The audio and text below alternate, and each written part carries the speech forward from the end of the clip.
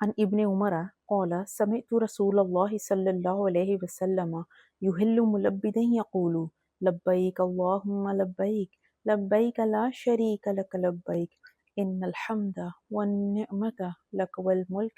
لا شریک لک لا یزید علی ہؤلاء الکلمات۔ حضرت عبداللہ بن عمر رضی اللہ عنہما سے روایت ہے کہ میں نے رسول اللہ صلی اللہ علیہ وآلہ وسلم کو تلبیہ پڑھتے ہوئے سنا، اس حال میں کہ آپ کے سر کے بال جمے ہوئے تھے اور آپ تلبیہ اس طرح پڑھتے تھے، لبیک اللہم لبیک لبیک لا شریک لک لبیک ان الحمد والنعمت لک والملک لا شریک لک۔ اے اللہ میں حاضر ہوں، اے میرے رب میں تیرے حضور حاضر ہوں، اے اللہ تیرا کوئی شریک نہیں، اللہ میں حاضر ہوں، ساری حمد تیرے لیے ہے، ساری نعمتیں تیرے لیے ہیں، ساری کائنات میں بادشاہی بھی اللہ تیری ہی ہے، تیرا کوئی شریک نہیں۔ اور حضرت عبداللہ بن عمر فرماتے ہیں کہ آپ تلبیہ کے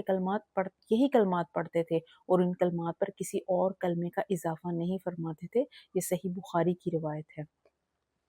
حضرت ابراہیم علیہ السلام اور حضرت اسماعیل علیہ السلام نے مل کر بیت اللہ کی تعمیر مکمل کی تو اللہ تعالیٰ نے انہیں حکم دیا کہ آپ سب لوگوں کو اللہ کے اس گھر کا حج کرنے کے لیے پکاریں۔ حضرت ابراہیم علیہ السلام نے اللہ تعالیٰ سے فرمایا کہ اللہ تعالیٰ میری آواز سب لوگوں تک کیسے پہنچے گی؟ تو حضرت ابراہیم علیہ السلام کو اللہ تعالیٰ نے فرمایا کہ آواز دینا آپ کا کام ہے اور تمام مخلوق تک اس آواز کو پہنچا دینا ہمارا کام ہے۔ ابراہیم علیہ السلام نے بیت اللہ کے حج کی دعوت دی تو اللہ تعالیٰ نے ابراہیم علیہ السلام کی اس پکار کو تمام بنی نوع انسان کو، چاہے وہ دنیا میں موجود تھے یا عالم ارواح میں تھے، اس آواز کو ان تک پہنچا دیا۔ تو جن لوگوں کے لیے اللہ تعالیٰ نے بیت اللہ کا حج مقدر کیا تھا، ان سب نے ابراہیم علیہ السلام کی پکار کے جواب میں کہا لبیک اللہم لبیک۔ یہ تلبیہ بڑی پیاری عبادت ہے، تلبیہ اللہ سے اظہار محبت ہے، تلبیہ اللہ کے دربار میں حاضری لگوانا ہے۔